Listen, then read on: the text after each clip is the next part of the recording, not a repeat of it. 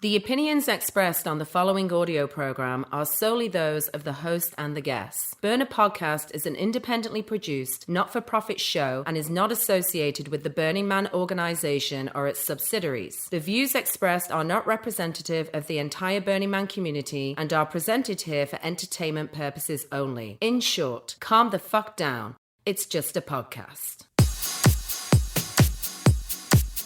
Hey, it's episode number 143, and it is 29 days till the man burns as of this particular recording. I am still in Austin. I might do one more episode over here. I'm not sure, but next stop is going to be Southern California for some photography gigs and Burning Man prep, and then I'll be up in the Bay Area in San Francisco or Oakland for a few days, and then off to Black Rock City. So yeah, today's episode, the conversation that you're about to hear is a chat with two lovely, amazing Austin-based burners. And this is our sort of Burner Podcast annual tradition of getting geeked out for Burning Man. It's usually the episode that listeners listen to on their drive out or as they're packing, you know. Basically, just it's the time of the year where listenership all of a sudden ramps up and everybody's getting super geeked out and excited and getting their things together. So yeah, we've made it an annual tradition. Typically we have 3 guests. Today we had 2. Our third one had to cancel last minute, but ended up actually working out quite perfectly because for one thing, I had 2 mics that I brought with me from Southern California to Texas.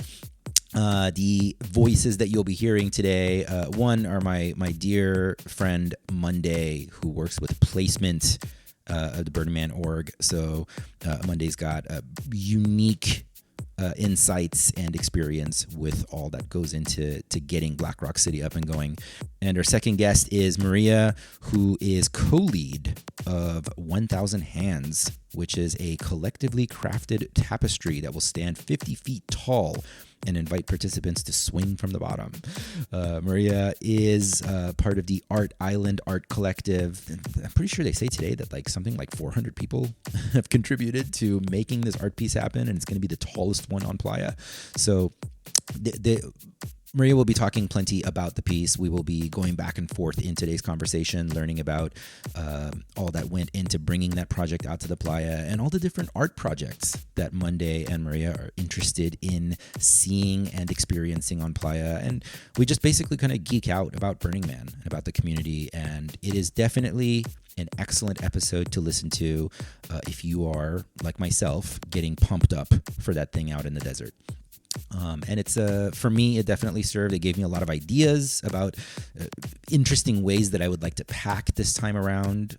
One twist that comes up later on is that I think I'm going to do this year without a bike, like a crazy person. And I'm camped out in the suburbs this year, I think. I don't know. This is gonna be a very different year for me than every other experience I've had. It's almost as if this year for me is going to be what my very first year probably should have been, which was not connected to any major projects, not taking on a bunch of co-lead responsibilities, and just going in through regular gates. So anyway, I'll share all that as well. It's a really, really fun conversation. I just had an absolute blast with my 2 guests, and shout out to my local producer, Kim Loop in Austin, who helped make this episode happen and has been absolutely instrumental in the Burner Podcast experience and embedding into the Austin community and culture. So it is our annual pre-playa planner, although we don't give you enough to really plan much, especially on this one. I'm just gonna just put it up without any other links and stuff. You should go get surprised. Today's episode is entitled From Austin to Black Rock, the 2023 pre-playa planner with Monday and Maria. Let's do it. Let's jump in. I go by Mr. Arash, even though nobody calls me Mr. Welcome to Burner Podcast.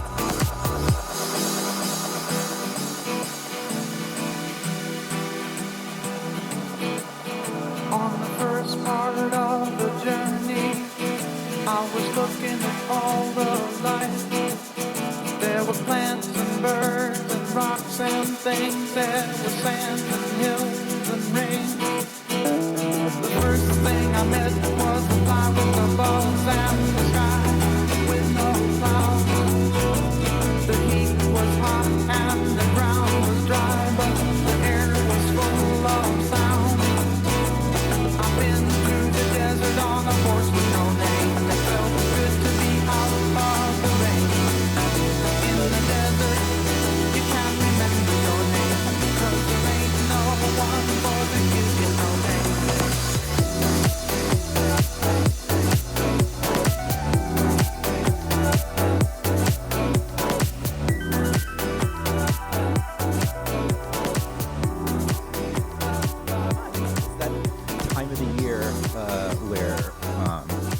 by the way, this is whatever plans we have for our podcast pretty much like always goes right off the rails fairly quickly. So feel free to randomly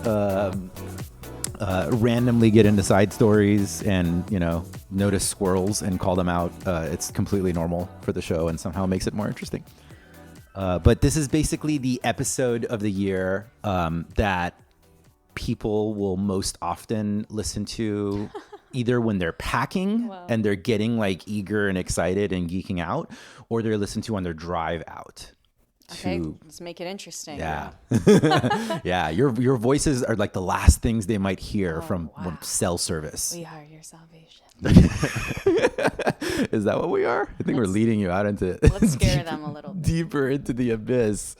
Well, I've already introduced you in the intro, which will be recorded after this, but go ahead and introduce yourselves as well so that we can associate names with the voices. I appreciate the politeness back and forth that just went right now. Like, after you. Yeah, sure. I'm Monday. I'm a volunteer with the Burning Man Project, and I'm a former theme camp organizer. My camp used to be the Mystical Misfits, which were based out of Los Angeles, and they don't exist anymore. So I now camp with the Awkward and Tawdry Lounge, and this year we're in the 730 and B Plaza. So come on by. We have an air cannon. You can shoot your friends with an air cannon. Don't wear your glasses, because I don't know what an air cannon is. What is it? It's like a pneumatic air cannon. You put a tennis ball in, and it uses air pressure to fire a high velocity missile at people. And is this safe? Sounds appealing. Is it safe? I mean, what at Burning Man is safe for you? I mean, it's not Kidsville. Yeah. So you can aim it at your friends and just... Yeah, it shoot your balls off. Yeah, so, people usually aim for the genitals or breasts. That tends to be 90% of people do that. And then the other 10% of evil people aim at their friends' faces. So even though we tell people not to wear glasses...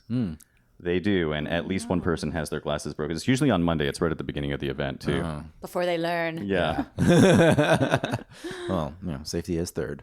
That sounds amazing. It sounds also terrifying, and all of that sounds like Burning Man. Very much, yeah. Combination of those things. Indeed. Yes, my name is Maria, aka Riri. I am one of the lead artists on the 1,000 Hands piece coming out to the playa this year. It is the tallest piece, 50-foot collaboratively made tapestry here in Austin, and I'm camping with Big Time. We are a newly founded Texas-based camp. We're at 415 and F, and we have fun activities such as sax tag, Dawn's hoedown, tiki hoedown, and the witchy nostalgia sleepover. So look us up. Tell me about the witchy nostalgia sleepover. Yes, well, we have like a witchy bell tent attached to our public shade area. It's going to be all witched out. I made a tincture bar for it, and we have a lot of different herbs so people can make their little own tea blends. And on Friday night, we're just gonna have a chill night at camp, and whoever wants to join, we're watching The Craft, making tea, playing board games, and just being little kids basically, and all cuddling up.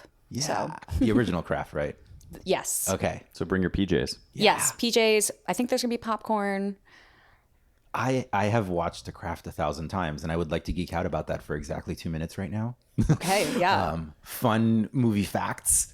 They were like bending over backwards to make that movie PG-13, and like they did everything they could. They kept the violence out, like the language, all of it, right?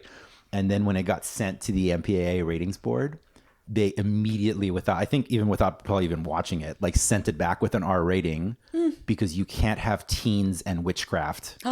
Period. It's the instant that was even in the story, it doesn't matter. Tragic. What happened, it got rated R. They were just trying to spread the witchcraft to the teens, and they were not able to. Yeah. Oh, God.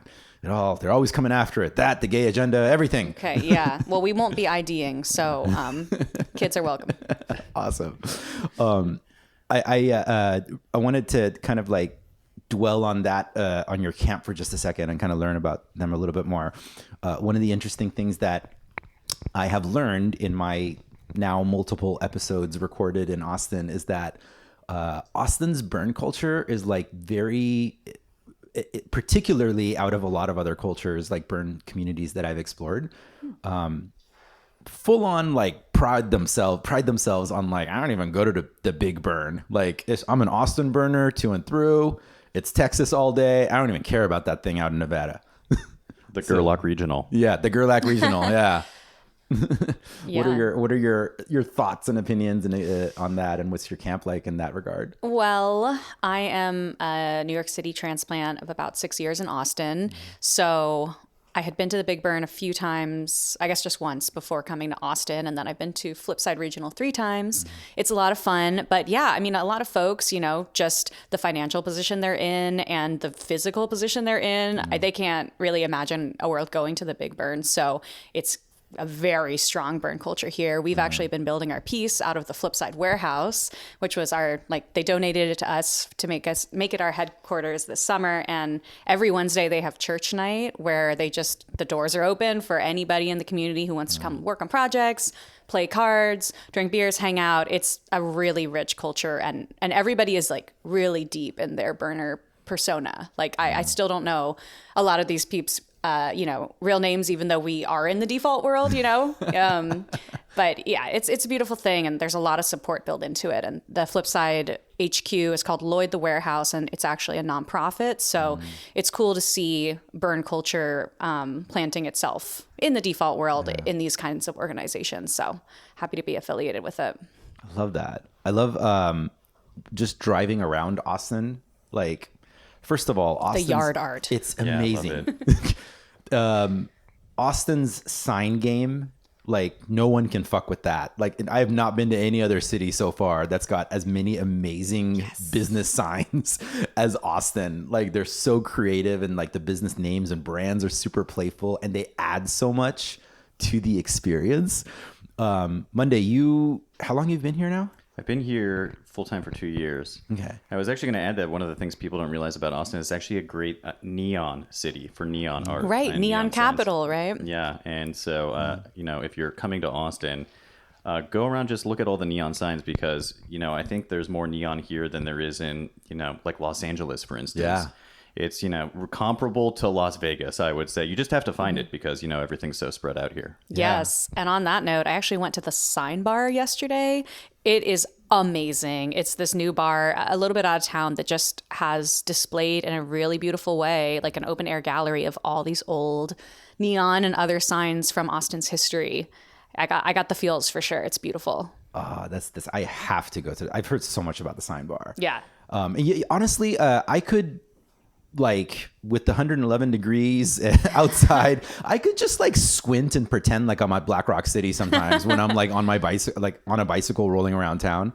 It's really an amazing city, and for anyone listening who's not been out here, I highly recommend. I did actually bicycle here in the 100 and whatever degree heat. Yeah. It reminded me of being on Playa, just like listening to good tunes and trying to avoid people who are probably inebriated driving their cars. So it's not that different than Black Rock City. I can dig it. How are you traveling? Are you and this is for both of you. Is anybody flying? Are you driving? What's that like? We have been organizing our 1,000 Hands truck, and it's actually been like a last minute scramble because there's been some issues with the Texas community truck this year. So we have a wonderful driver taking our piece out, our camp stuff out, and then we're also hosting Unity's stuff there. I personally am driving separately. How long is the drive? How long are you giving yourself? What a schlep. Oh man, I think that the driver's schedule is 3 days. Okay. It's 26 hours or so. It's quite a lot of driving. Yeah. When do you get in? Wednesday. Yeah, the Wednesday before. We have a fairly easy to put together piece once we're out there. We're not building a tower from scratch. We're just kind of erecting it. So yeah, cutting it a little close, but I think we're going to be all right. All right. How about you? I will be on Playa that Sunday the week before. I think that's the 20th. Oh, dang. Yeah. So, and I'm flying into Reno and hitching a ride in with a friend of mine. All of my stuff is in storage in Reno, which was a real hassle to get everything there. But just since moving here, it doesn't make sense for me to have my stuff here or even with any of my friends on the West Coast. So trying to figure out a way in and out, actually, as a yurt owner has been a real obstacle because nobody has room for a full-size hexa yurt in their vehicle. Right. Yeah. Yeah. I'm consistently fascinated by the way that people get to Burning Man from different parts of the world. You know, I sat with Mike Whitten yesterday, and he's giving himself like 4 days to drive, right? Coming from San Diego, we could pull it off in a day, but usually by the time we get there, we're kind of delirious and make some unhealthy decisions. But yeah, like I'm consistently amazed, especially by like people coming from different parts of the world where they're flying in and all they have is like the stuff on their back. And man, it is a lot to handle. Right.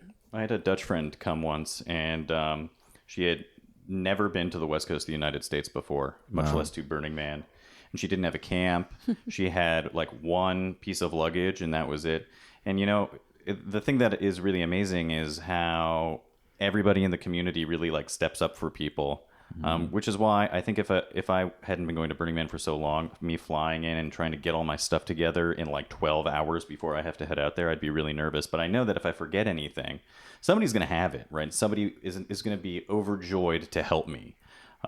So I think for people who are coming from distant parts of the world, you know, it shouldn't be as intimidating as it is. But if I had never been before, I don't know. I might have a really tight butthole. Yeah.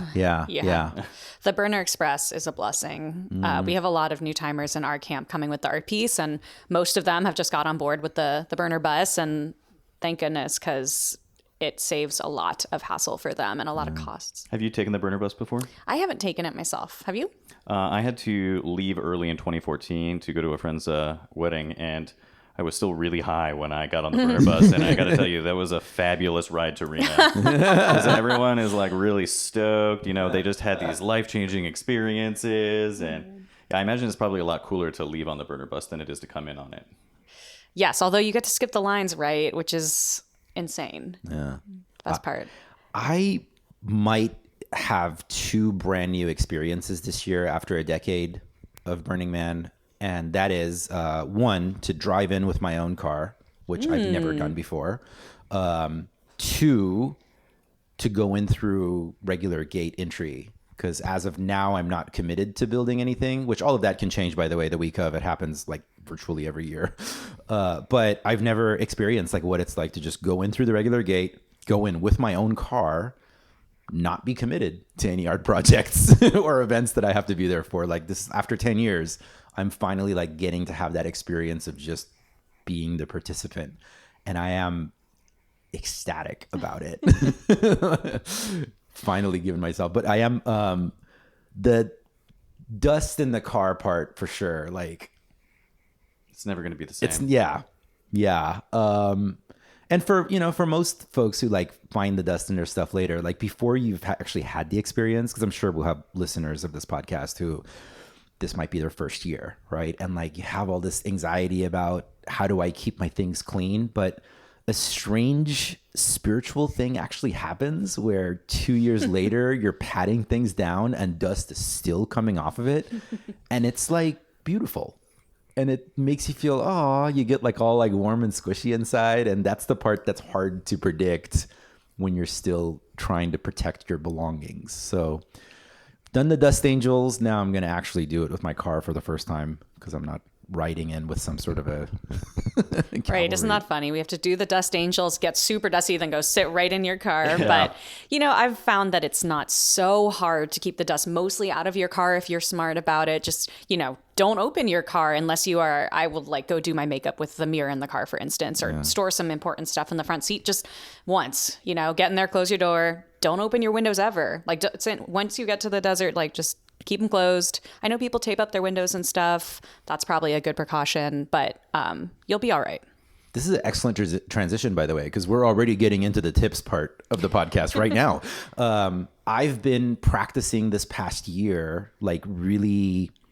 Have you all seen this ads for these like suitcases called the Soul Guard backpacks? Like they're very like compartmentalized and things pop into different sections. I'm like just really geeking out about it as a productivity geek, but I took inspiration from this in my traveling plans. So I've gotten really big into separately compartmentalizing things. Packing cubes? Yeah. Like really utilizing the packing cubes specifically. And like with a cooler at Utopia, I divided up all my daily snacks so that when I open my cooler, I'm grabbing a baggie and the cooler's closed immediately. There's no choosing. There's no selection process. It's like, I don't know, just like pressing the button, like pulling a lever and a thing popping out.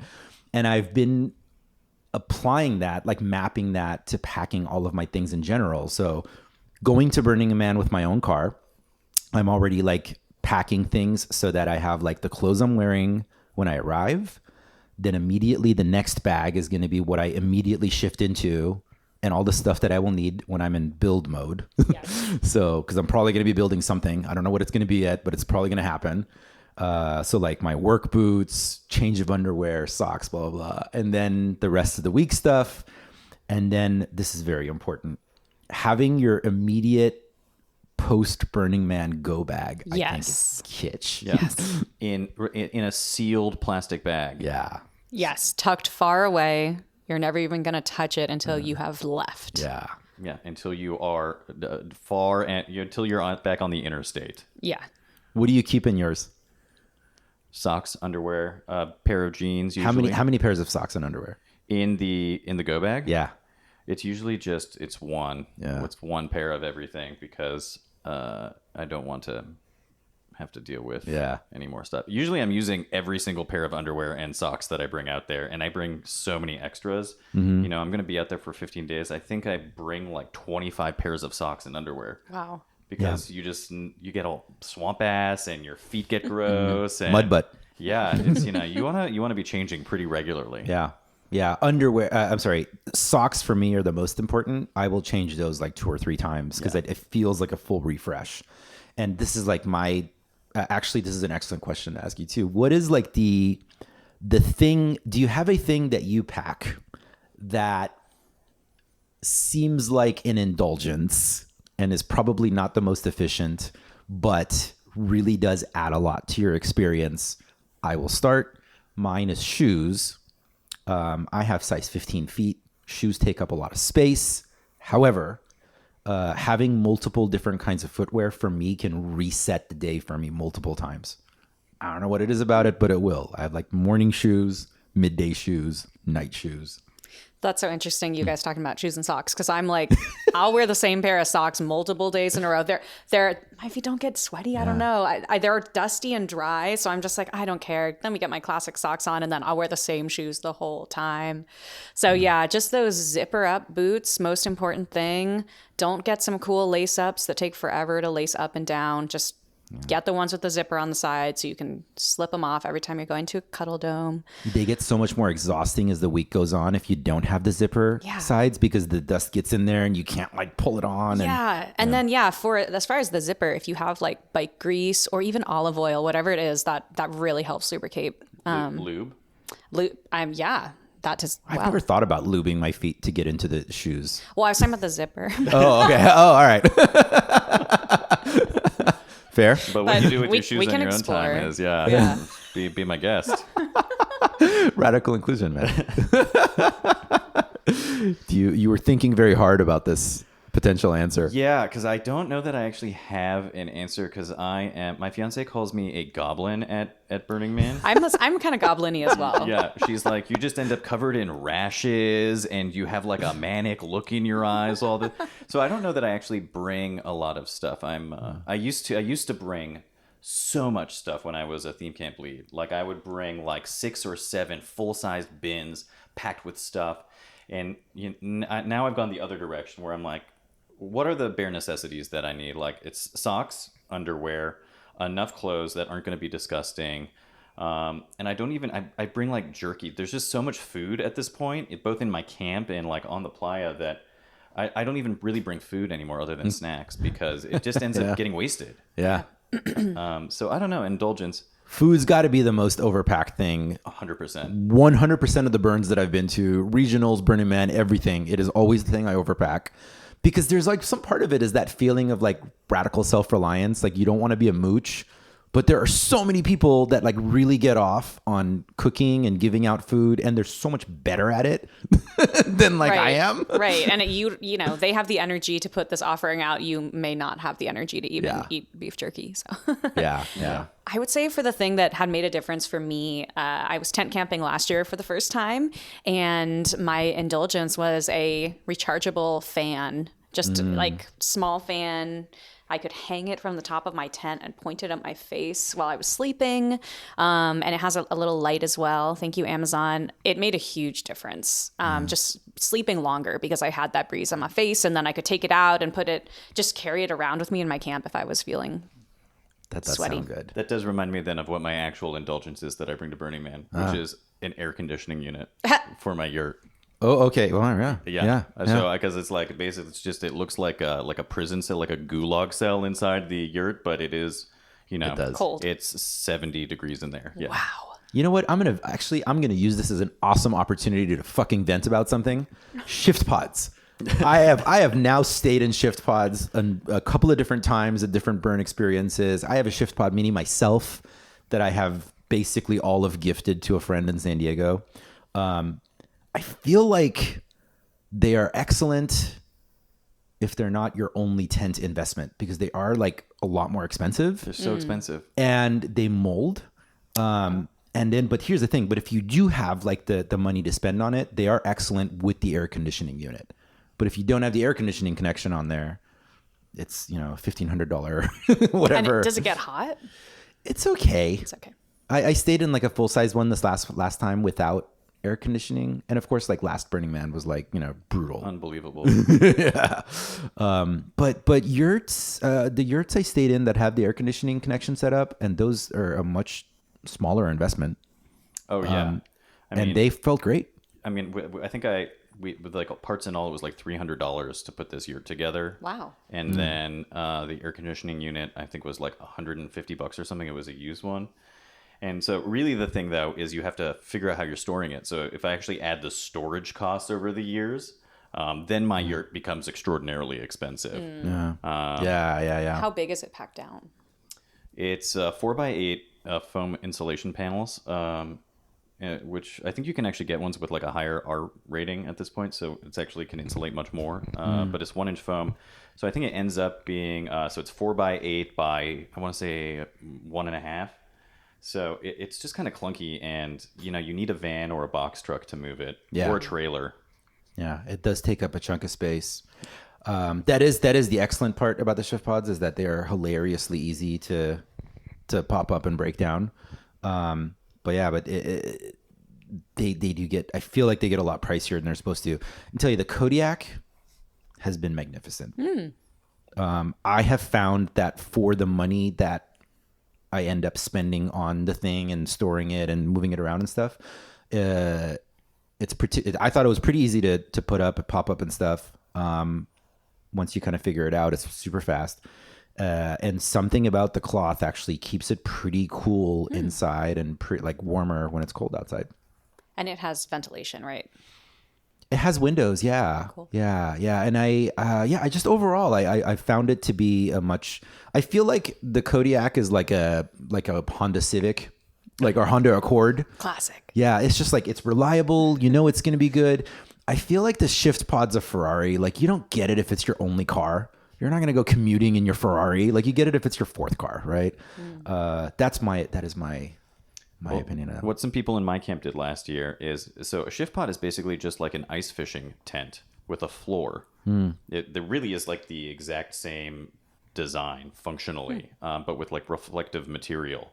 So these people in my camp, they just got ice fishing tents because they are also insulated, and they just don't have floors. So all you have to do is put down a floor, and ice fishing tents are cheap, right, compared to a shift pod. So Okay. it seems This is a great tip. it seemed to work out pretty well for them. They're bringing it back this year, so I'm going to look into that. What Yeah. did they put on the floor? just a tarp. Wow. They're just a tarp, and then they taped it. I like this idea. Me too. Yeah. I'm curious about experimenting with that this year. Okay. Well, let's get into some of the art projects of this year that we are eager and excited about experiencing and seeing. I want to, can you tell us a little bit more about actually Thousand Hands that you're bringing out? Yes, I'd love to. So 1,000 Hands is an honorarium piece this year. Like I mentioned, the tallest piece going to be out there. We've been crafting it in Austin with 500 volunteers. Wow. We've been doing open calls. We're around 400 right now. We have a last big push with 3 community open calls this month, or I guess in August. And yeah, it's hand dyed, it's hand cut, it's hand woven, it's hand tied. And my partner and the lead artist on the piece, Nick De Bruyne, has an architectural background, a sustainable materials background. He's a previous honorarium from 2019 for a piece called Archaeopteryx. And so it's What was that piece like? It was, it had, I guess it was both kinetic and had mechanical portions to it. And it was basically like a shade structure that looked like this prehistoric bird with these big arms that kind of shifted in the wind. And there were some projection elements too. And it had benches on each side. So it's a really good place to just pull over. Yeah. Really beautiful too. Do you have thoughts about what your experience has been on how a piece, like what about the piece contributed to it being selected for honorarium? A lot of things. I think we did a lot of research about what would get us in a good position. We worked with the local regional burn here to bring the piece there, and we actually kicked off fabrication at Flipside. So that was kind of woven into our application because that they mentioned previously that they'd like to see that. I think the sustainability focus, a lot of the projects that I'm interested in this year are made of sustainable materials or have messages surrounding sustainability. So that fits right in. And then, yeah, I think just the sheer size, while coupled with the less intense fabrication, made it kind of easy for them to say, these guys got this. Yeah, that's super interesting. All right. Well, since we're on the topic of size, is there a very large art project that you are interested in seeing that is not yours? Yes, the temple for me this year, definitely the most kind of feminine temple design I've seen. And I love all the floral elements. I love the message. And I've really enjoyed watching it come to life too. So I can't wait to be in the temple. Yeah. Yeah.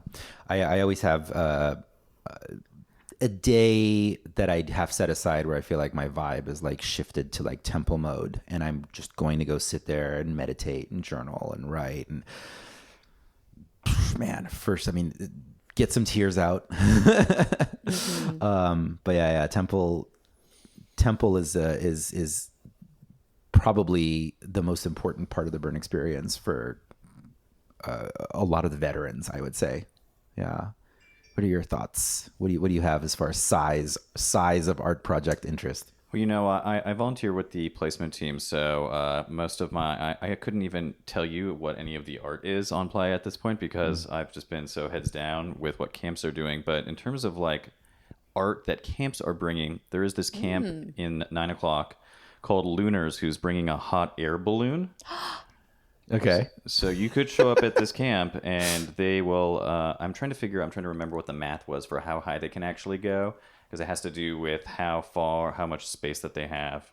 But I think you can get up probably 75 feet, I'd say at least.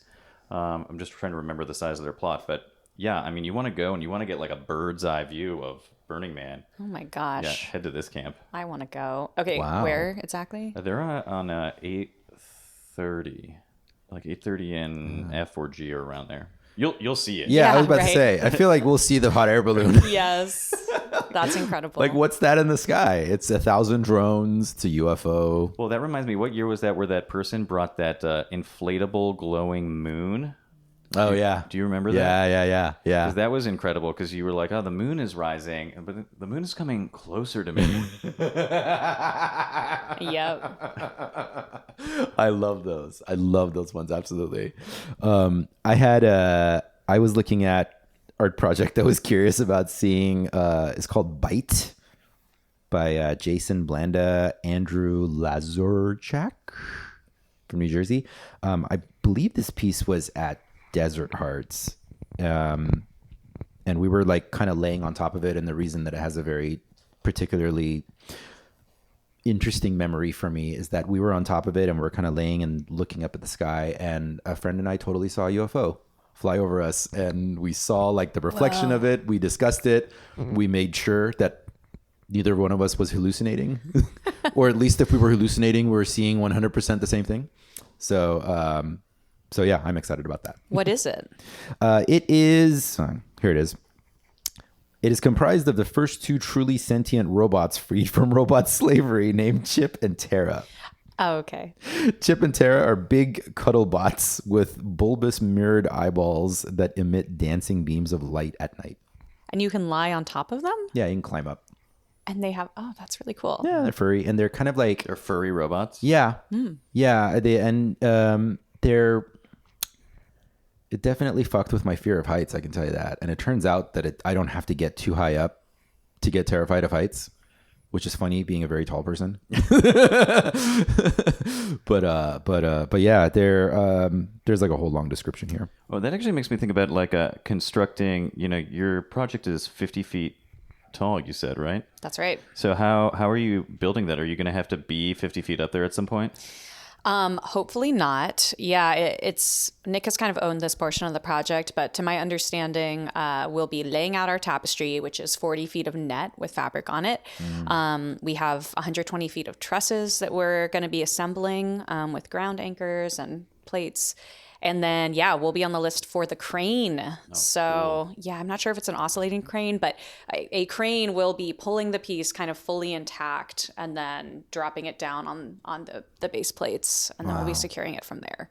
So, yeah, we have a lot of questions about what happens after that point. If anything gets disconnected or something, gets loose inside of the net. Like, I don't think we're going to be able to get up there. And hopefully no one else does either, because it is a net. We're really hoping people don't climb on it. It has swingability on the bottom, so we're adding these handles so 3 people, I think, at the same time can move this entire tapestry back and forth and have a nice swing, but hopefully they leave it to that and don't try to get up there. Do you have signs?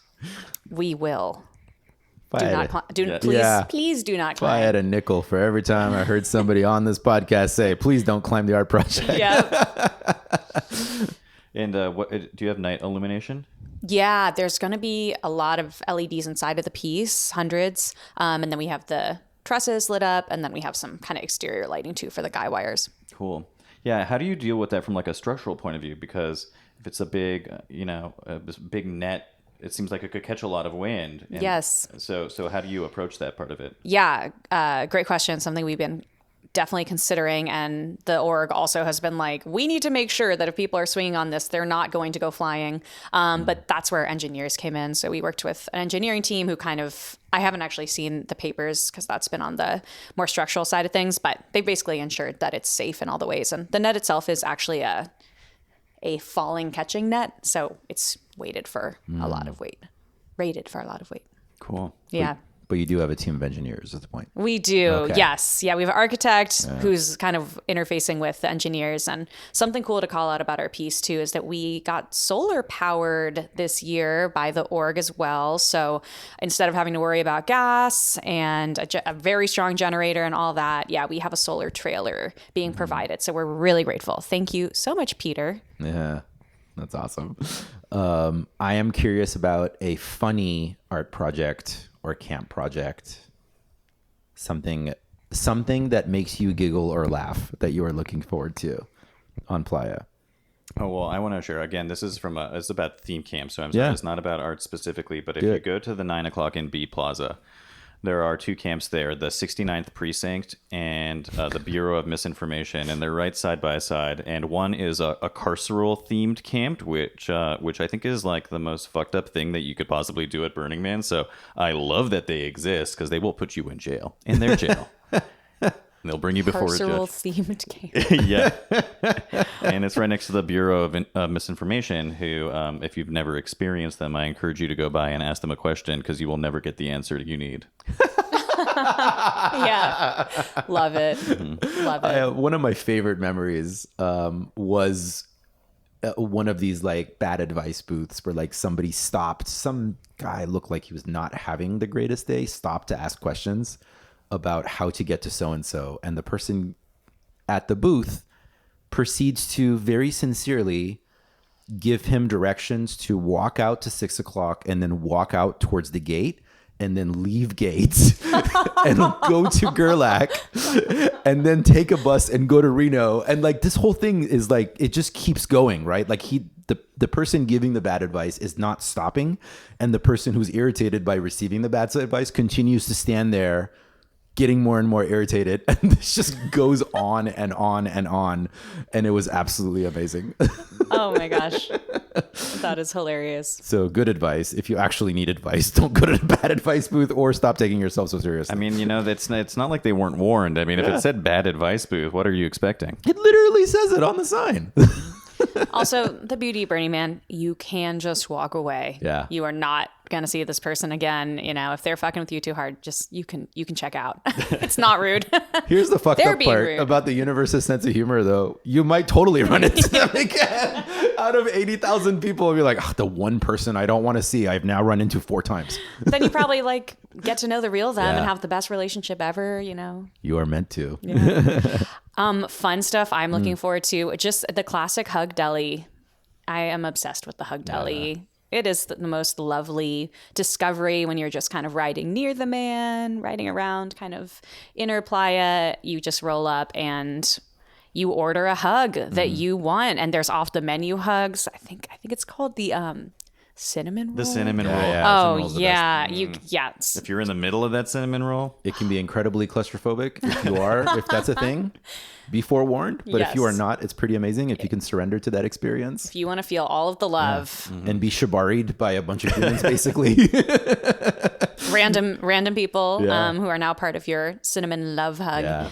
Yes, I'm looking forward to that. Also, trampoline camp. I can't get enough of that.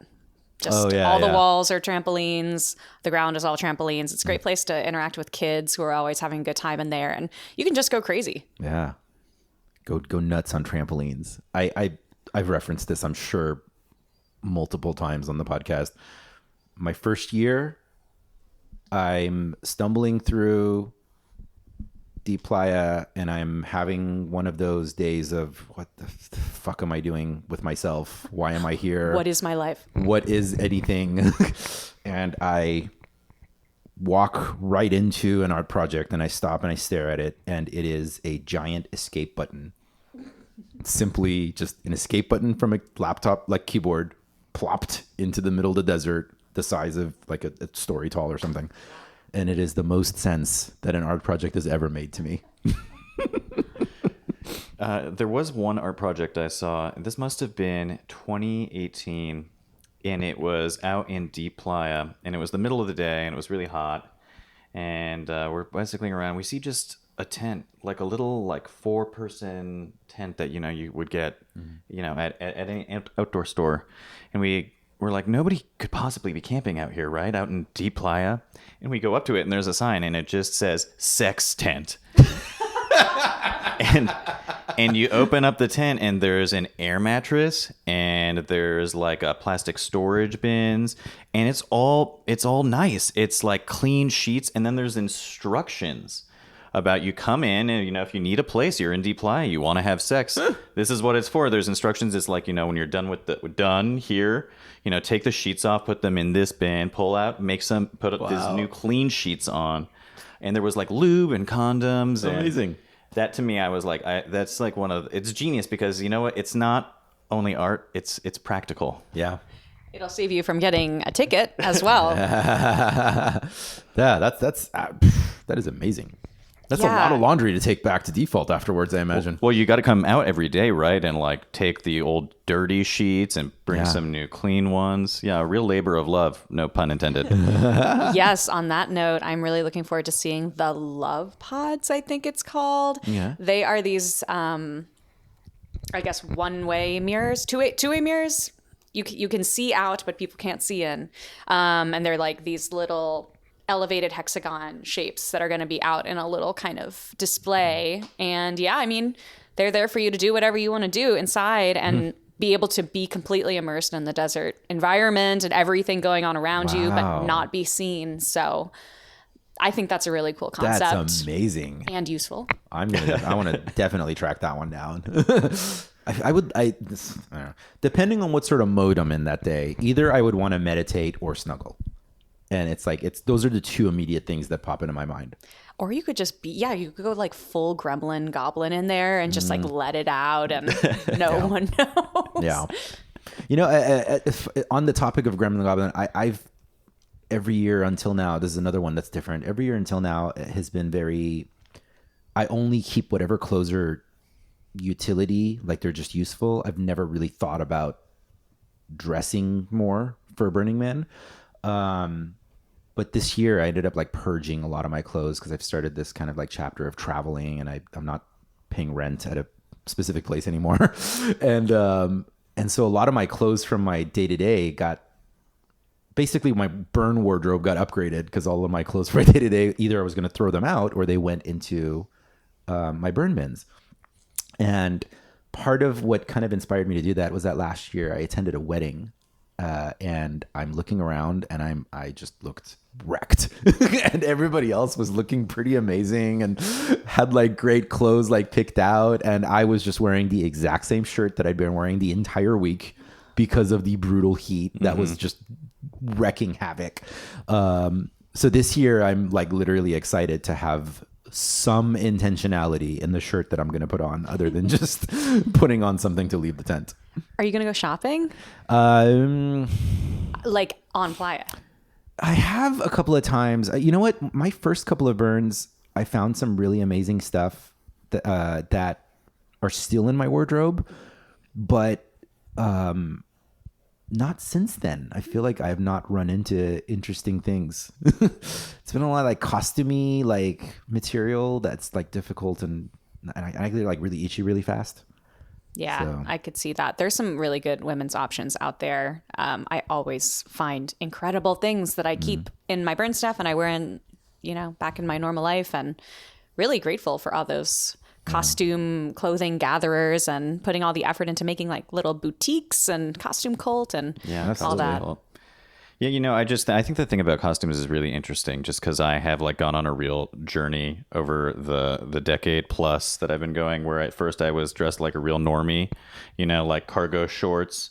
And then I was like, I need to express who I am. And I've got all of this crazy stuff. And then especially last year, I was like, I don't need to really dress up anymore because I feel like the person I am at Burning Man is also who I am in the default world now. Yeah. So really what you see me wearing right now, I know people, you can't see what I'm wearing. I'm wearing a romper and a fanny pack. It is a tropical one piece. Yeah. And so this is just what I wear. I will be wearing, if we run into each other on Playa, I will be wearing exactly the same thing.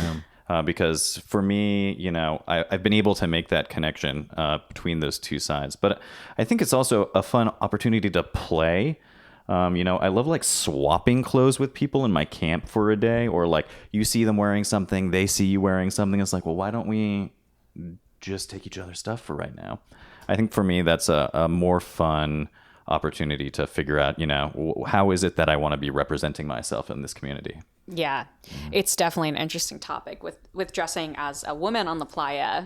It's just so hypersexualized, and if you're shopping with something in mind, typically you're going to find these fashion pages and Pinterest boards that are like very specific. So it's interesting to want to think outside of that Burning Man box, what you see online a lot of the times, and actually do what really feels expressive to you, what feels comfortable. I usually go for like really colorful and a little bit like costume-esque. I like to play a character a bit. But yeah, it's also like, think beyond the leather bikini top and Well, I love that. Think about the character you want to play, actually. And that's always what I tell my virgins is I remind them, you can wake up every day at Burning Man and be a completely different person. It's who do you want to be that day? So I will admit that I actually do bring a few suits with me, which I only wear during build week.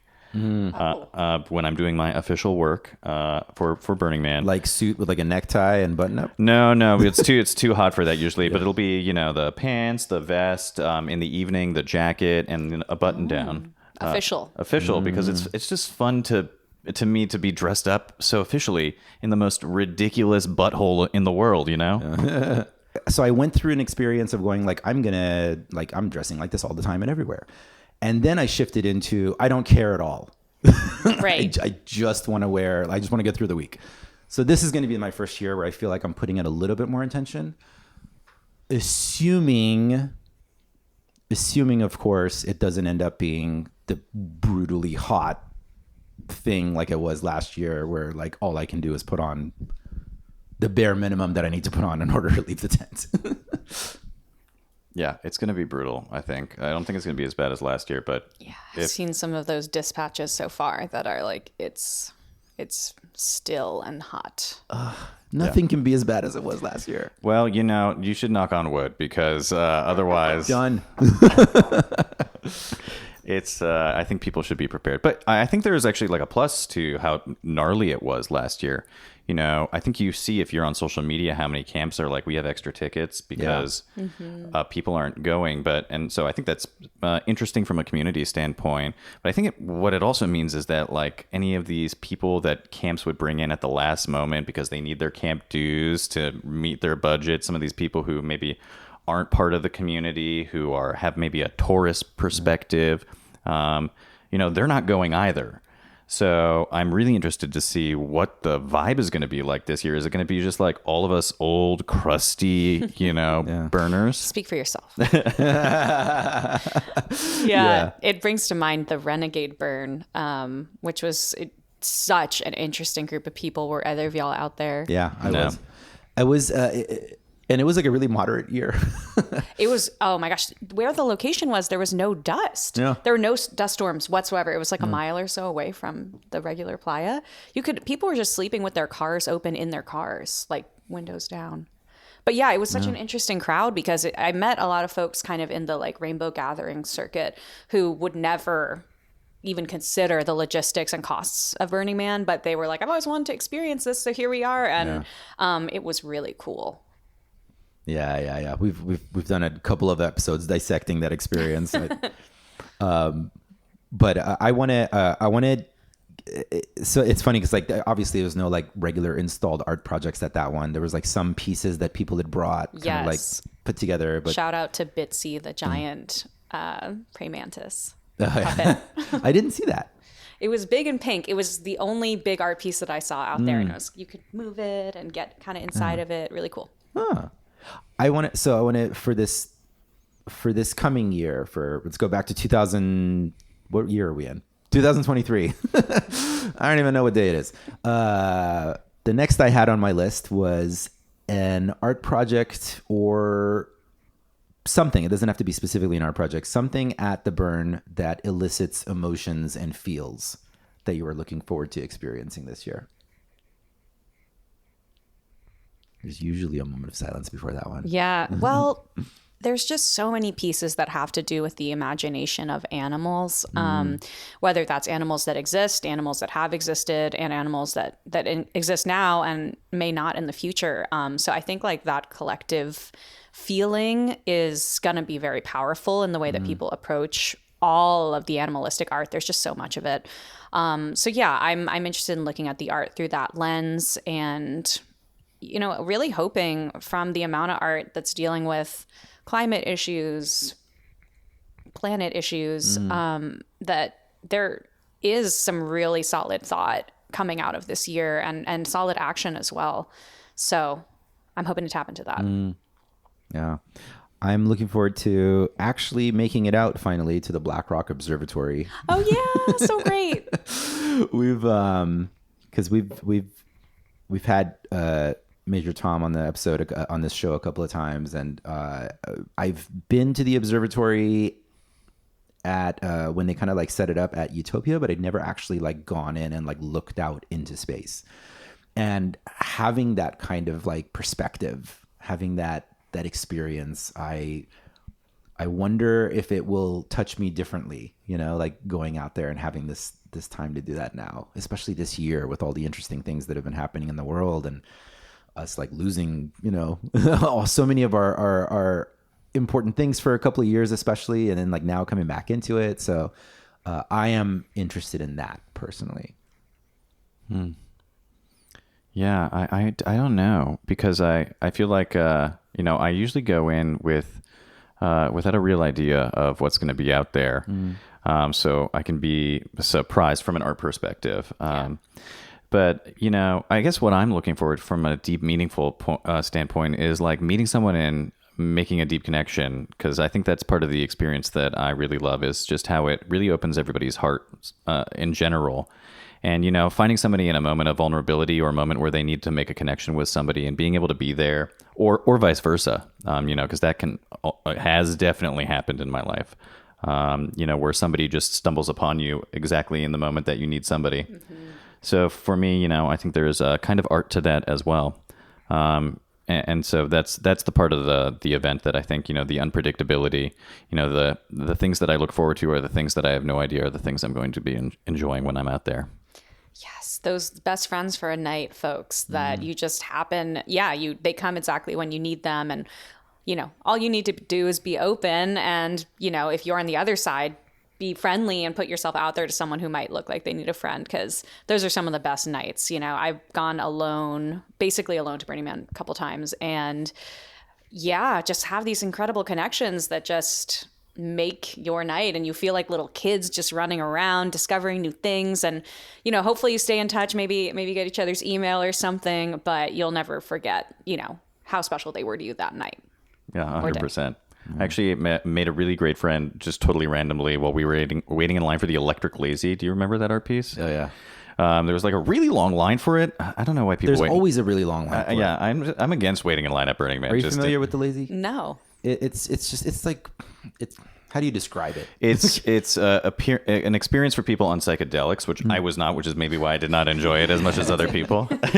It's a closed unit, and you get into it and you lay down, and there's strips of LEDs above you, and apparently they're programmed in a way which they can apparently induce a hallucinatory experience for people who are sober. And it's cuddly, and it's like smells nice in there. Oh, okay. And, but I met this, my beard is usually dyed rainbow at Burning Man. And this year I had also done my pubes and my armpits. And so we were just waiting for like 45 minutes in line. And I befriended these people in front of us. Afterwards, we got out of the Electric Lazy. I said, "What are you guys doing for the rest of the night?" And they said, "I guess we don't have any plans." They're still really great friends of mine. This was 2016 that we met. Because it was just, we were in a place, and they ended up camping with me in subsequent years. Just the whole trajectory of both of our lives, would have been very different if we had just like never engaged with each other at the very moment and gone on an adventure together. And that's really the beauty that I think is at Burning Man, and that I try to take with me into the default world too, because we're so atomized as a culture most of the time. Mm-hmm.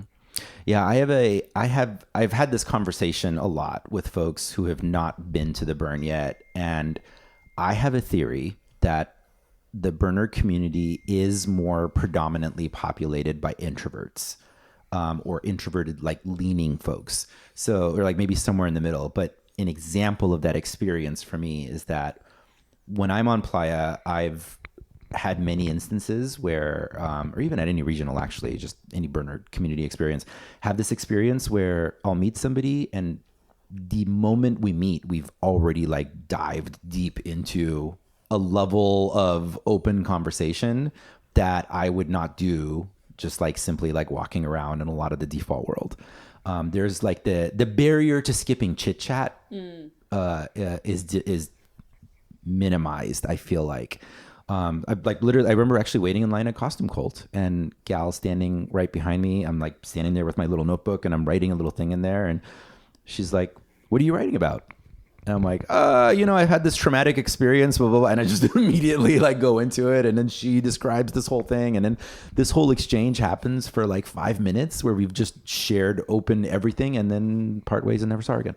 Yeah, I do think that sharing is such a big part of that, because almost everyone has something to just offer at any time, whether that's your story that you're feeling in touch with, or it's a little Playa gift, or literally last year I feel naive that I didn't know this before, but I learned about the heart hug, where you place your heart on someone else's heart. So you Yeah. do like left shoulder to left shoulder, and it's a whole different type of hug. So I, just ended up showing a lot of people the heart hug one night and meeting such interesting people because of it.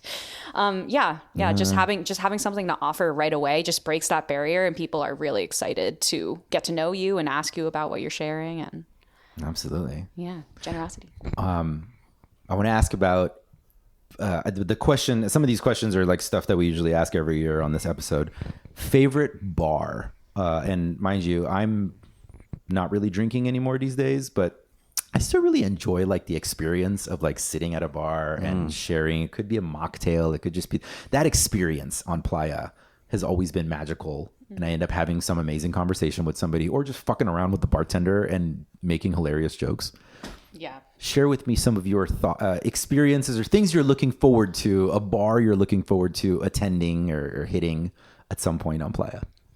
Well, I think Ranger Outpost Tokyo has a bar, which I don't know that most people realize that, but if you walk down, I think that's like B or C Street, you'll see it, and there is always rangers there. So if you just pull up, they want to tell you about all the crazy shit that they've seen and had to deal with, and they're up all night. And so I'm a night owl, and between the hours of like 2:30 a.m. and 8 a.m. It's very hard to find like interesting stuff to do. So I'll usually end up at Ranger Outpost Tokyo because one, there's people sitting there, I can get a drink, and then somebody can tell me where there's something happening. And in that vein is Hair of the Dog, who's usually around Rods Road area because they are a 24/7 bar. HOTD. Yes, Hair of the It'll say Dog. on the top. Yeah. And if you are have any alcohol you want to donate, I believe that they will accept whatever you have because they go through obviously a lot of booze. But that's another great late night place because they're always open, and because they kind of have a reputation of being always open. It's where people, like moths to a flame. Yeah. The Absinthe Bar is the... I tried to track that down. Pardon? Fabled Absinthe Bar. Yeah, it's... I'm pretty sure they were called the Absinthe Bar, unless they had a different name. But like they had an art car, and I know we camped close to them a couple of years ago. And the decor inside was just like exactly my vibe. It felt like I'm at a bar in Amsterdam, and they had like homemade absinthe, a bunch of different kinds. And I went multiple times. I went there and hung out, and they're open till sunrise, and then they all like would get on their art car like to leave like at sunrise is when they close. So Absinthe Bar for sure. Great. And then I've always had the great time at Rat Trap for the Masses, which is usually at the end of the city, and they have rat traps everywhere. You have to like reach into it. Like if you want to get cheese puffs out of a thing, there's rat traps in there that are going to snap on your finger. But they have excellent spicy sense of humor. And it's a really great dive bar. Nice. Yeah, I mean, there's just hundreds and hundreds of bars, right? It's crazy. I mean, I've never been to any of these that y'all have mentioned, but I really like Vamp Camp. It's like a classic oldies spot. Like some of the older burners I see on Playa are tending bar here, and it's just a really cool DIY vampire themed setup with great music. What else? The bar at Ashram Galactica was insane. Oh yeah. I Just agree. the highest quality cocktails you will find on ice with mint. It's like a saloon in there that you need to be very special to know where it is. Do you know anybody who's ever won a raffle for a night in the Ashram In the hotel rooms? Yeah. Yes. For listeners who are not aware, it's like 6 rooms, right? And they're each like designed differently, and every night Ashram Galactica raffles off a stay, and it's like a VIP experience. They take care of you. So yes, you said you knew somebody who... Yes. Yeah, there are these air-conditioned rooms with beds and sheets, and comes with a butler that will cook you whatever you want. Yeah, I happened to be there when it was raffled, and happened to be hanging out with some people who won a room. And my friend and I were chatting with these 2 guys, and each of us had told us that it was their room that they had won.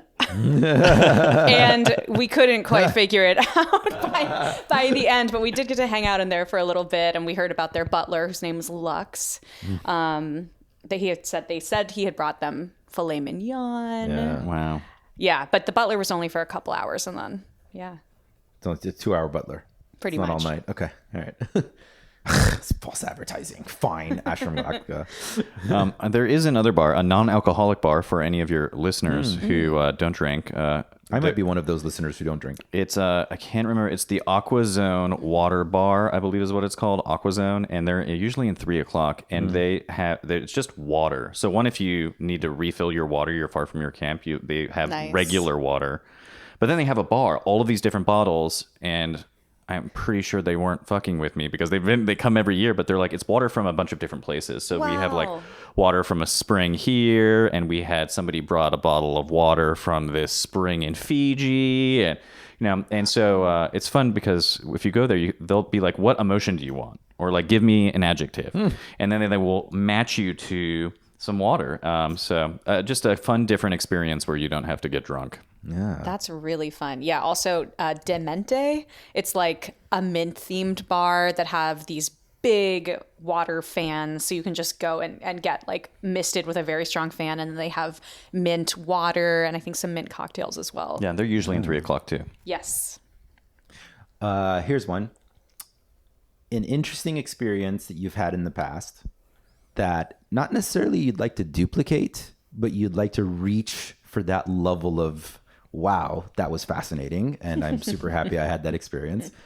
And I'll share with you mine. 2019, I was in a very emotionally messed up, weird place. And the first half of Burn, I was like barely keeping it together and just like barely functioning. Wednesday sunset, I just feel called to look in the book, and I find that there is a ego death ceremony happening at the temple. And I, to this day, have no idea who did it, who organized it. I've asked a few times. I haven't found anybody who knows about it.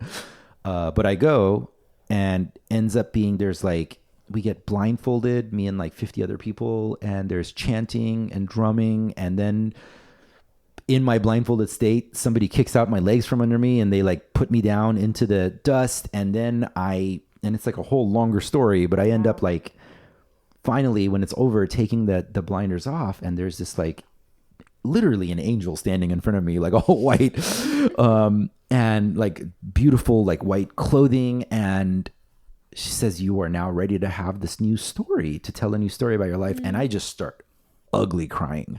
And I mean, like ugly crying, like everything comes out. And to this day, I look at that experience. By the way, the rest of the burn ended up being amazing. Like I had the most fun, like over the top. But to this day, I look back on this experience and I like really feel like it was like this really powerful, life affirming, life shifting thing. And it's almost like I switched into this like different timeline that I've been traveling through since that. So anyway, beat that. What do you got? Yeah, hard to follow. Yeah. Something, I would love to find something like that where I really have no idea what it is and I just surrender to what the experience is. And to this day, I don't know anything about it. I don't know who did it. Yeah, I'm not sure I have anything quite on the level, although I would love to find something similar this year. But I did volunteer with the Lamplighters last year. Yeah. I'm pretty interested in like the civic component of Burning Man, and I'm always at Center Camp listening to the artist talks, grab the newspaper, hang out, go to the Black Rock yearbook, like check out the post office. I love all of that stuff because I'm not as civically engaged in my default life as I'd like to be. They're a great bar, by the way, also. The Lamplighter bar. Yeah, that's It's right. good to go hang out with Lamplighters. Yeah. So for anyone that's not aware, the Lamplighter ceremony is the oldest performance art piece on the playa, and every single night, I would say about 100 people go out. You dress in these big toga robes that you get dressed in by volunteers. You carry very heavy kerosene lamps that people then will come and pick up off your stick and put onto these tall street lights, basically, that lead the promenade to the man. And yeah, it's about a 4 hour commitment. So it's a lot to ask. And it took me going, 4 times to actually find the time to do it. But it was a physical labor. Like for myself with the smaller frame, having these very heavy lamps, not a lot of women doing this, and having to walk a couple miles with the lamps was, I kind of felt a little nihilistic with it, but I felt like I was giving something that had to be done, and like torturing myself while doing it. But it was just beautiful. And so I probably won't be doing it again this year with a lot of labor happening for our piece, but I do highly recommend it if you're looking for an activity that is going to break you down a little bit and make you sit with the experience. Can you, like, is that something you have to sign up for ahead of time, or can you just show up? You can go to the volunteer sign up station that they'll sign you up for volunteer shifts anywhere at Burning Man, and then you can pick a day and time and they'll write it down for you. But I think you probably also could show up. Yeah, and I did it in 2014, and we just went over there and did that. But Yeah. I agree. I mean, I think Because there's so many of them that go out each night. it's So a you lot of gotta- people. It's a lot. And it's the prep work too. Like when we did it, we had to trim the wicks on the lamps. There was like a whole thing. You know, we were there all afternoon. Wow. But if you go to Burning Man more than once, I think at some point in your burn life, you need to go do lamplighters. Yeah, that is beautiful. Because this past year I learned this story I'm about to share. Terry Pratt, who has been on this show, founder of Profiles in Dust, he was shooting this, and I learned that at the beginning of the week, they use like a magnifying glass in center camp to like light this fire. Whoa. And this fire burns the whole week, and that's the fire that they use to light all of the lamplighters every night. And then they take that flame, and there is a precision of the flame where they take that out, and that is the fire that they use to start the fire on the man and burn at the end of the week. Wow. Cool. Isn't that nuts? Very cool. So yeah, especially after having had that story and now y'all sharing this with me, I'm definitely going to go. I think that's what I'm going to go do this year. I want to get that experience. Yeah, I mean, I think civic engagement is a thing that we don't talk enough about, but that it really is not just that. Because so you said lamplighters. What I was going to say is the thing that I want to like get back up to is I did a greeter shift every burn I've ever been to except for last year, and I really felt its absence because being able to be there and welcome people to this strange bubble outside of reality, you know, and they bring such excitement most of the time, and to feed off that excitement and get to share in that. And then the people who are maybe there because they came with their lover and they're not sure about it and they've never been there, getting them excited about being there too. You know, it's kind of like being an excitement battery in a way. Yeah, a greeter shift. I would love to do that again. So you get charged up by them, not drained. Exactly. Yeah, and then you can take some of that charge for people who need it and give it to them as well. So it's this constant cycle being out there. And if you do it in the middle of the night too, I'm going to just brag a little bit about some of my friends. Is we usually bring out a truck, a generator, and a DJ when we do greeter shift. So it is a party at the gate, but you know, At one of the stalls at the gate, right? yeah, exactly. It's very fun. The one at the next gate, it's like, oh, I want to get that gate. Yeah. Yeah, but I would recommend anybody, and you can just bicycle out there, and they'll do a training with you. I mean, there's not a whole lot. You just have to be appropriate, and there's a bunch of information you have to give people there. But yeah, I would say if you've also never done that, to go do that as well.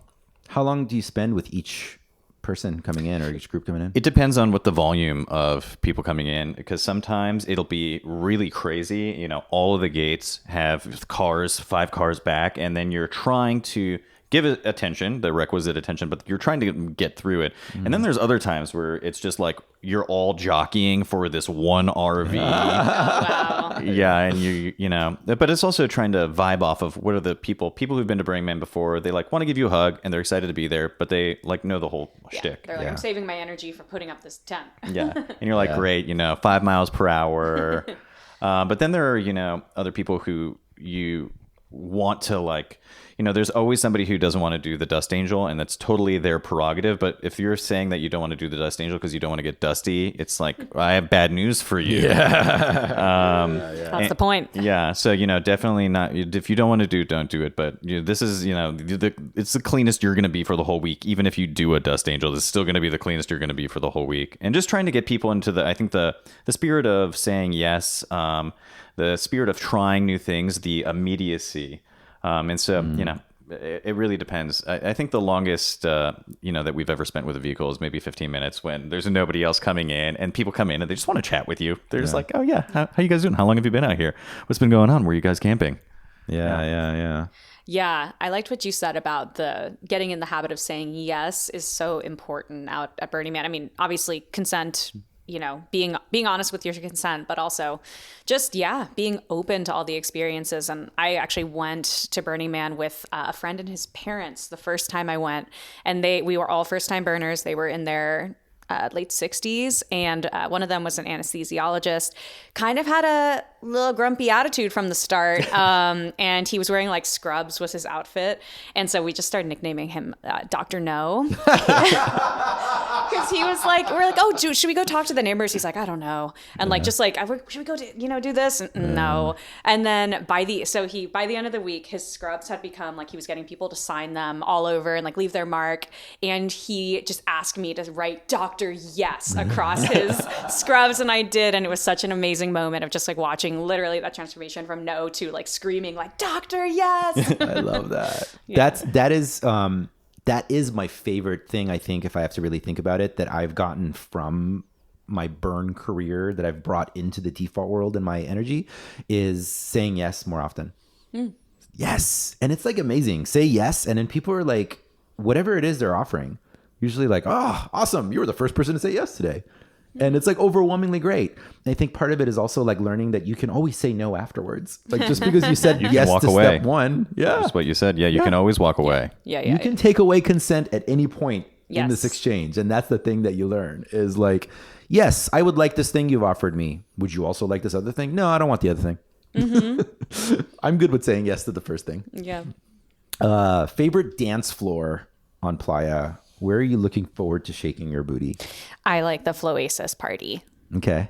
I think it's, I Yeah. don't know what day it is, Monday or Tuesday. Yes, I have met some amazing people at that party.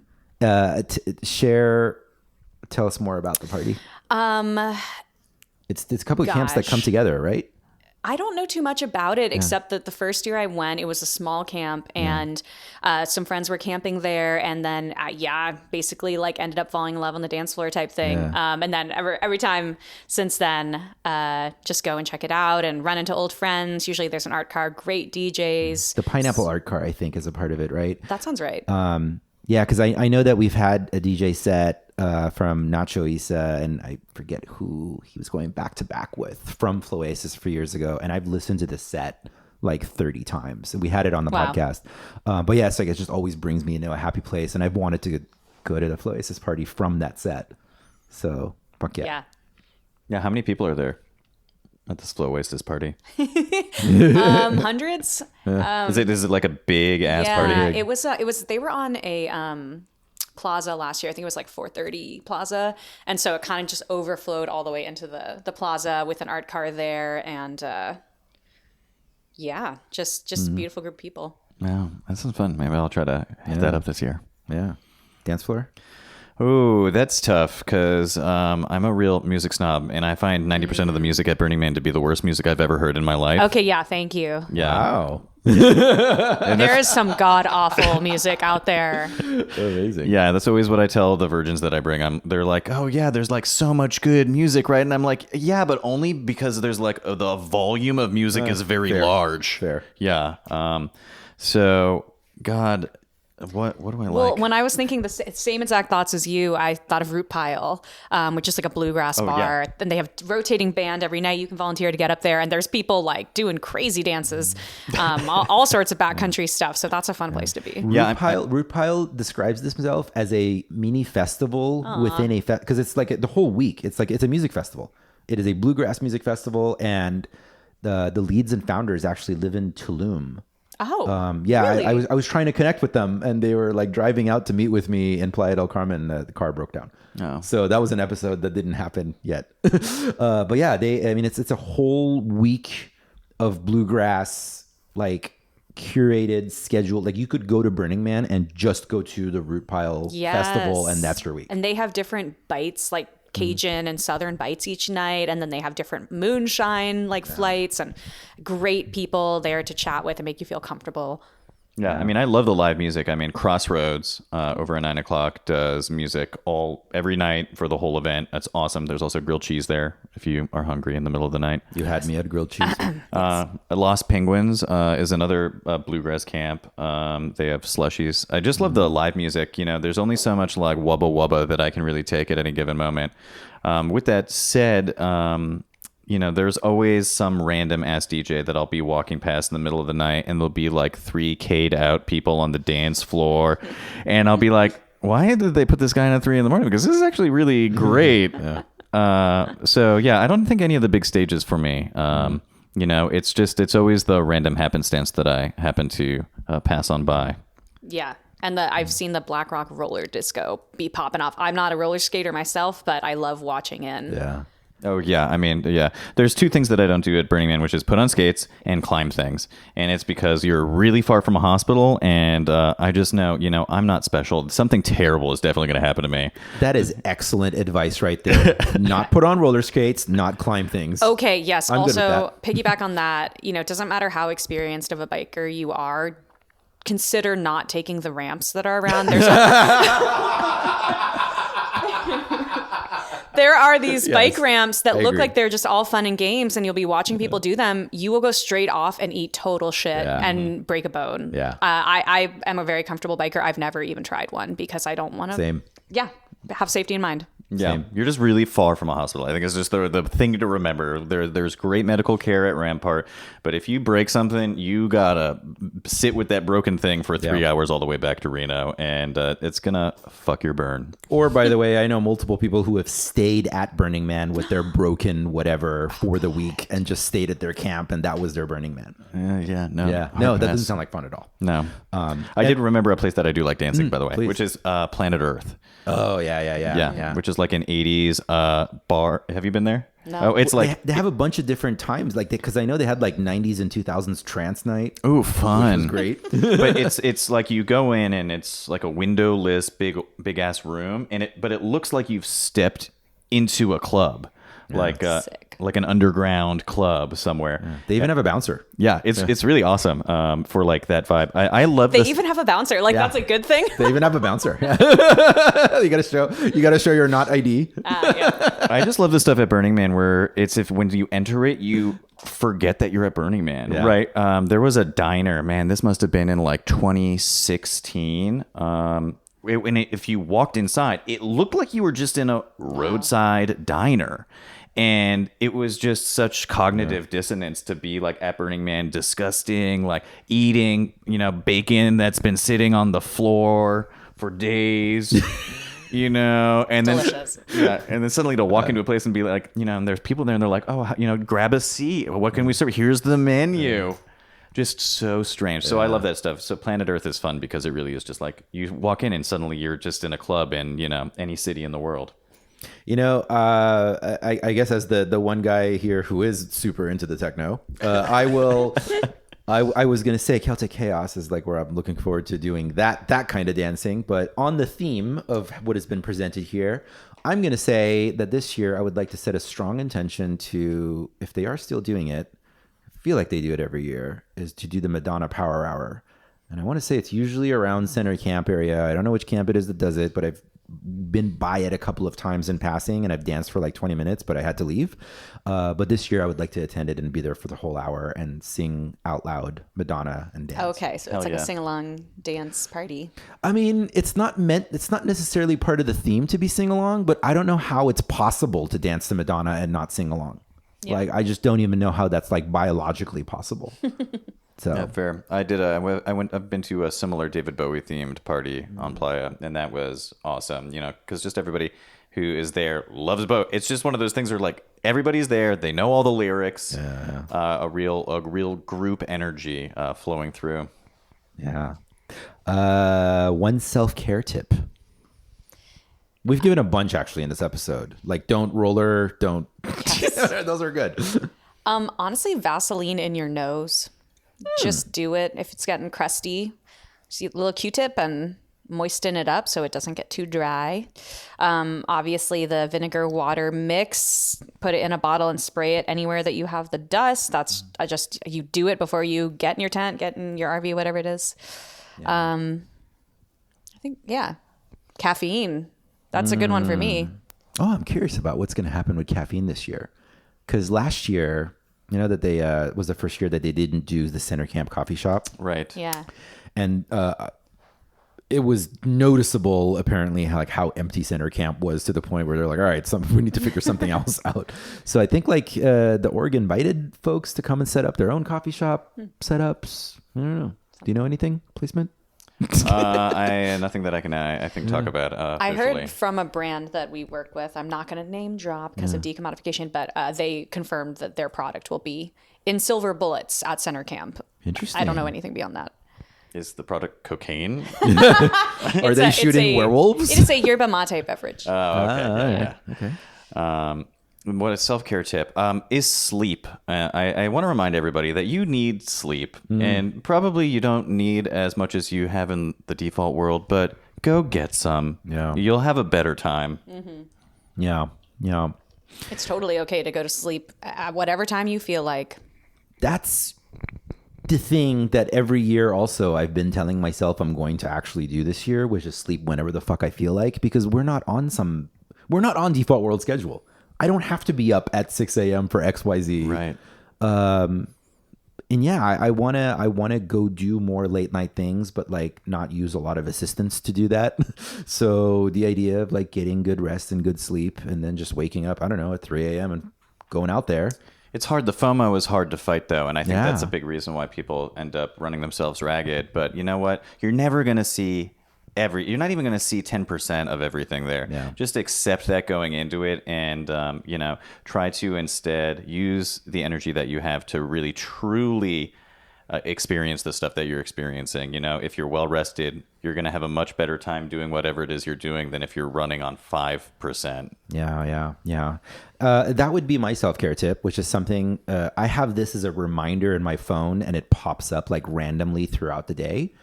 And I map it and apply it to everything I'm experiencing. Don't wait until the gas tank is empty. Don't wait until I have, then it literally started with my car. Don't wait until I have 2 miles till empty to go to the gas station. And I try to do that with everything. Don't wait until I'm about to pass out to go take a nap. Don't wait until I'm starving before having a bite. Try to kind of stay a couple of steps ahead of that. And I would like to implement that particularly this year on Playa, to see what that experience is like. Yeah, that's great advice. Don't wait too empty. What else do I have here? We're nearing the end of our lots of advice. Okay, here it is. A food adventure. Is there some kind of food you're looking forward to having? The food out there is absolutely amazing. There's just so many experiences to have, and if you look in the book, you'll be blown away by the 7-course Israeli dinner that's happening, and then it's overwhelming. And those things can be very selective to get into, and you got to get there really early. But one place I stumbled upon last year was the brothel. And they were just doing ramen late into the evening. You go up and you get a little picture taken by this kind of old school camera, and you get a number, and you wait, and then they'll serve you some delicious pork ramen or veggie. So is it the broth? The broth. Okay, all got caps, it. Lowercase EL. Exactly. And it was also in the 3:30ish kind of area. And I ended up meeting some really cool people there. Had a great snack. Yeah. That's awesome. Well, the best food experience that I've been trying to find this ever since, because it was totally a random thing that I passed by. I can't remember the name of the camp, but since we're here in Texas, it was Frito pies that people were giving out on Playa. So Frito pie, for those of you who don't know, it's a bag of Fritos that's cut open with chili, cheese, and usually sour cream on top. And it was, because it's salty and has a lot of protein and carbohydrates, it was just exactly what I needed to power up for the day. So if you know where this is. I knew where that was in 2019. It was right across from us, 3:30 and G-ish. Yeah, do you remember what they were called? No, I know. I'm sure there'll be others. Imitators. Yeah. Anyway, that's what I'm always looking for food-wise. And I've still never been to Midnight Poutine. Have you? Have you been there yet? I've never waited. It's because there's always a line. It's a line long before they open. Yeah, that's true. I actually think, I know that we're coming at time, but I think kind of an interesting thing, there was that food guide last year. Yeah. And I think there is like obviously a real benefit that has for people, but then I wonder about what is the effect that it has, like the unintended consequence where people are showing up and they're expecting service. Yeah. And is that, and I don't know the answer to that. I kind of think the Rockstar Librarians thing is kind of the same, is similar as well, Right. Is that if there isn't a sense of discovery, right, if there's a sense of expectation built in, then is that taking away from the immediacy? Is it taking away from the gifting in some way? I don't know, and I think that's for the community to decide as a whole, but I think something to consider about that when we're trying to decommodify the event and, make it more anarchic like it used to be instead of Disneyland, as some people call it. How do we do that? And I don't know that a guide and a list of times that you can go get something is encouraging people to do those things. Yes.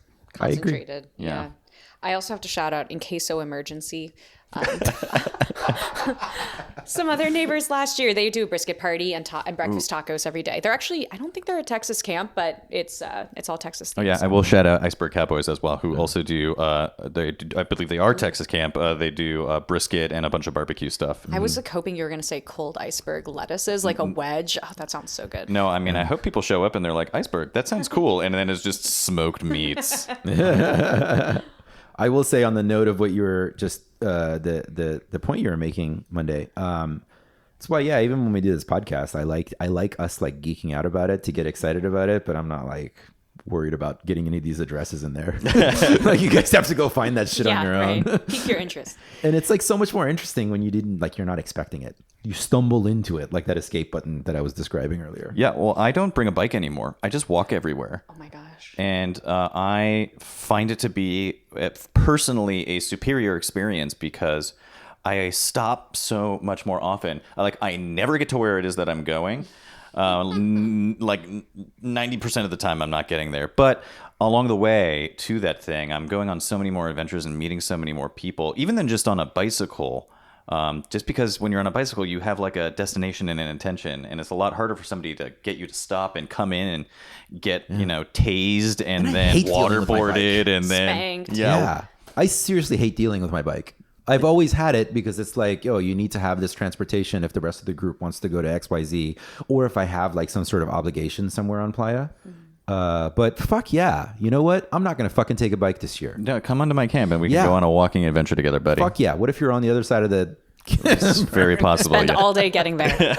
Yeah, it'll be more likely that I could get lost on an art car and end up some crazy place. Yeah. It only sucks when you're trying to go see like a sunrise set out, Yeah. at point 3. Yeah. It's a long walk. You just convinced me right now because that was going to be part of my thought process. Like, all right, I got to get up to Bay Area. I got to figure out my bike situation. No, fuck it. I'm not going to take a bike. You guys are bold. It is bold. Yeah. I mean, my feet always hate me at the end of the event, but this is like, it's not my first rodeo. It's, and my brother also doesn't bring a bike. He camps with me. And, so it's just nice too, to not have to worry. We'll just be on foot and go do whatever weird shit we want to do. No, I'm with it. I'm also, I like walking on Playa is probably like my happy place that throughout the year I look forward to. And I love walking. I'm a power walker. Yeah. The flip side though, like I have a virgin coming this year and I'm trying to like prep him mentally for how truly immense Black Rock City is. And I think even if you've only been to like a big regional, like Loveburn in Miami, where there's like tens of thousands of people, still the scale of it is like a drop in the bucket compared to Black Rock City. It's just so immense. I know you said you might not even see 10%. I'm thinking more like 1%. Yeah. Yeah. 10% is always the number that I've given. Yeah, that's what I think you'll maybe see if you're lucky. Yeah, if you're lucky. Yeah, if you're lucky. All right. We're coming up here to the end. Last thing we want to hit is, I always note in the notes, it's not a competition, but who is someone, some part of Burning Man, some community, some camp, some team of volunteers, somebody that you want to really like shout out and appreciate for the work that they do to make this thing happen, not just Burning Man, but the community as a whole. Earlier, as you were describing the Cheeto thing, Like my mind was going to like the porta potty staff. Like, I mean, like, thank you. The porta potties are such an important part of the experience. I want to shout out all the cool people that like decorate random porta potties and make those little fun art projects, like going to the Prince tribute porta potty, which smells like velvet in there. And they had like purple, like velvet on the all covered up, and they had music and incense, like things like that. I love all the little things that people like take on for themselves to do. Like, I'm just going to take on this tiny little piece of Black Rock City that a handful of people will see, and it will touch you just a little tiny bit. Those folks, I mean, like, shout out, y'all are amazing. Thank you for doing that. It's a lot of that is participation. That is what takes us to the next level. Yeah. Oh my gosh. So many people come to mind. Black Rock Farmers Market was one that I think is just super unique. You know, they have fresh, free produce for anyone who's feeling like they need some fiber or other things. And that's just a really big effort to coordinate and bring out. And just a cool, civic responsibility to like nutrition. But I also am thinking about Art Support Services, who have really truly made us feel supported through this process with the honorarium. There's an incredible team of people like Weapons Grade, Peter Platzkumer, who's our artist liaison, and Katie Hazard, curator. They have made us feel like we were covered at each step. So yeah, big shout out. They do so much year round. They do, for sure. Yeah, it's actually really hard to pick just one person or group of people because there's so many. I mean, the whole thing really comes together through communal effort and so many different angles. And I think it's actually interesting. The more you volunteer for Burning Man, I think the more you realize how like deep the rabbit hole goes, and just the truly immense effort it's required by so many people to make it happen. But I want to call out Sander with the Burner Network. They put together a nonprofit that will give grants to theme camps to help with infrastructure. Especially given how camps were really hurting during the pandemic. You know, there was no camp dues, there was no events. Camps were having to sell off their infrastructure or, downsize. Him and a team of people, he's not the only one, but he has led this team of people to create this nonprofit and provide grants to these camps so that they can continue bringing their gifts to Playa. And to me, that really embodies what the community is about. It's not through the Burning Man Project. It's a separate organization, but really people stepping up and seeing a need and answering a call. So Sander in Houston, giving you a shout out. That's awesome. Yeah, and that just brings to mind any harm reduction services and specialists out there. Thank you so much. Yeah, no, absolutely. All of that. I feel like we could literally just start an entire podcast spin-off, like appreciating and thanking all the different levels of people who make this community happen throughout the year. And I think like that's the important point that I like to make is we have this thing out in the desert that we're experiencing, and it's kind of like the physical manifestation of it, but all year round this community is alive and breathing and connecting and coming up with ideas and creating jobs for themselves and creating sub-communities and subcultures and movements, and then we get to go out and actually like see it all interact with each other and play with each other at Burning Man. But I definitely I want to shout out everyone all year, everyone who doesn't even make it out there, who is contributing to this community, to keeping it alive, to keeping it moving forward and fostering it so that we have these amazing experiences, like me getting to say, I had ego death and I cried a lot, So thank you. Thank you. So thank you both for this amazing conversation. This has been absolutely spectacular. Yeah, appreciate it. Thank you, Monday, for all your work and placement and being an amazing part of the community. Thank you so much for bringing arts out and fostering community here in Austin and connecting. You're both amazing, and this has been an awesome conversation. And I am now more excited than I was before we started recording. Same. Yeah, me too. Cool. Well, I'll see y'all in the dust. Sounds good. Thanks, Arash.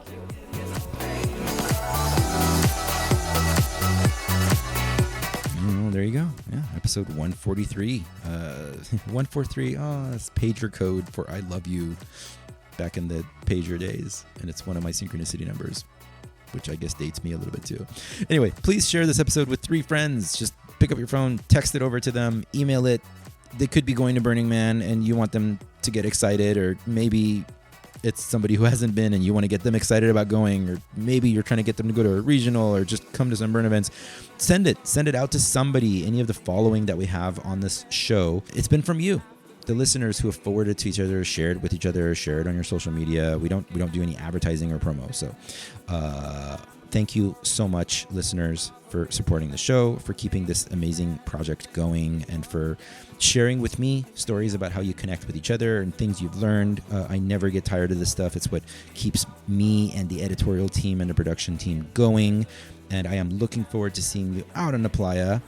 Make sure to pop over to burnerpodcast.com, where you can message me directly, or if you want to get a hold of anybody else on the team. You are always invited to pitch interviews in your neck of the woods or throw some dough in the tip jar. All the links all over at burnerpodcast.com, where you will also find more podcasts, more shows not hosted by me, and other cool Burner content. Burner Podcast has a revolving team of volunteer producers based in various parts of the United States, including Denver, Austin, and Los Angeles. The Burner Podcast theme music is America's Horse with No Name Remix. It is produced by Joman, who just actually relocated to Austin. Find more of his music over at soundcloud.com/DJ Joman. Until next time, love, light, and all that other crap. I will see you out on the playa.